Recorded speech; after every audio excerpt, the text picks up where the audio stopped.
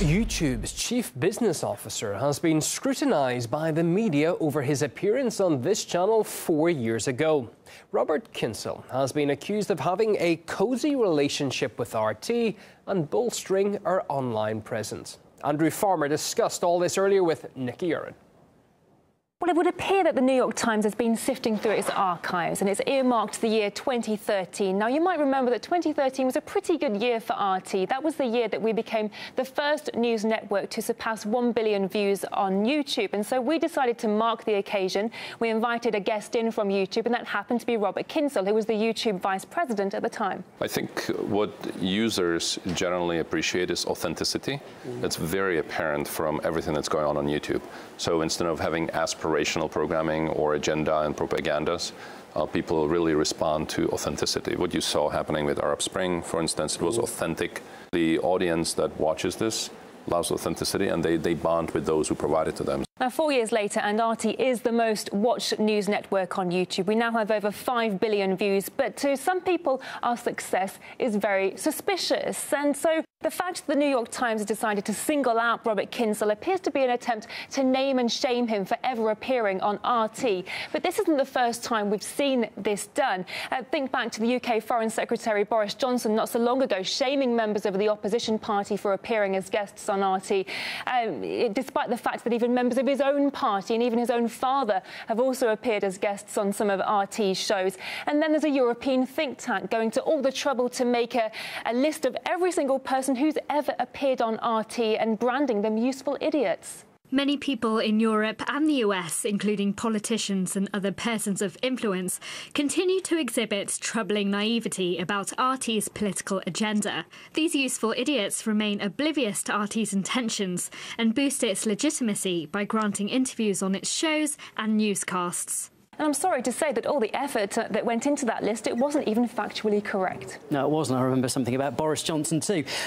So generally speaking, though, Nikki, where is all this pressure on Russia coming from? Well, all this stems from these unproven accusations that RT played a hand in swaying the American vote. We somehow managed to convince American people to vote for Donald Trump over Hillary Clinton. And as a result, just last month, the US Justice Department demanded that our US-based channel, RT America, register under the Foreign Agents Act, and after which Moscow has said it just simply can't rule out tit-for-tat measures anymore.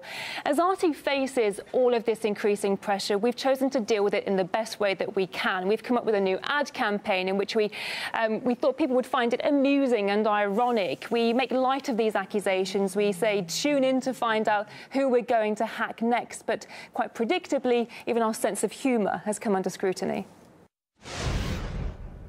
OK, let's pick up on some of the points Nikki was making and bring in Derrick Broze from the Conscious Resistance, an organisation based on empowering the individual. You're very welcome to the programme. Yeah, so there we have it. RT's popularity online is now being attributed to good relations with YouTube's top management. Your thoughts on that accusation?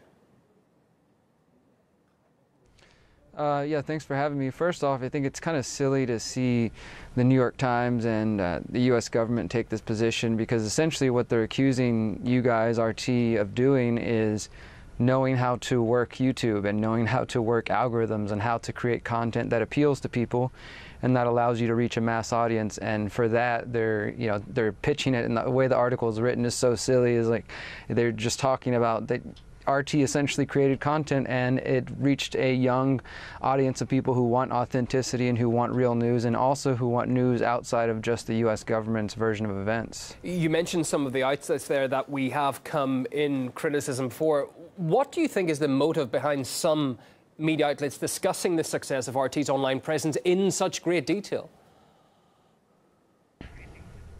Well, I think you already touched on it. It's the continuation of what we've seen as far as, propaganda in the United States directed at the Russian government. And, to be clear, I think that all governments around the world have, they have covert programs, espionage, where they're spying on each other, and the things that the U.S. government accuses the Russian government of doing, they also have the same capability of doing, including in the article they mentioned saying that, they believe Russian elements created fake Facebook groups and YouTube accounts and different things to try to propagate a message, whether that, was attacking Hillary Clinton or promoting Donald Trump.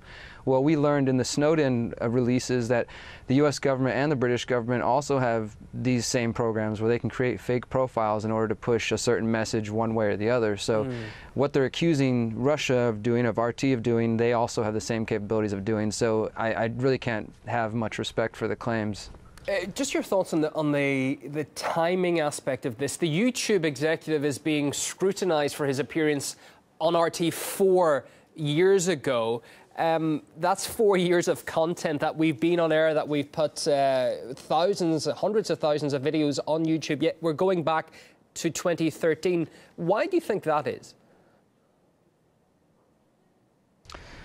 You know, they want to target an individual who showed support maybe, and I think as well, not just with YouTube, but with Facebook in general, some of the changes they're making as well, that overall this is a way to take a high-profile character, the vice president of YouTube, and attack an institution like RT and Russia in general.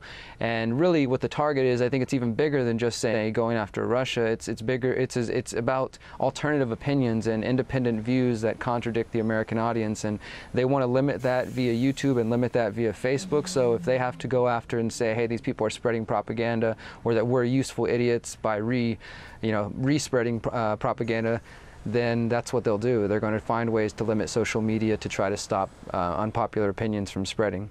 Interesting to get your take this hour. Derrick Broze from the Conscious Resistance. Thanks for coming on the programme. Well, we also gathered some opinion from media analysts Lionel and Ray Finch from the UK Independence Party. This is what they had to say.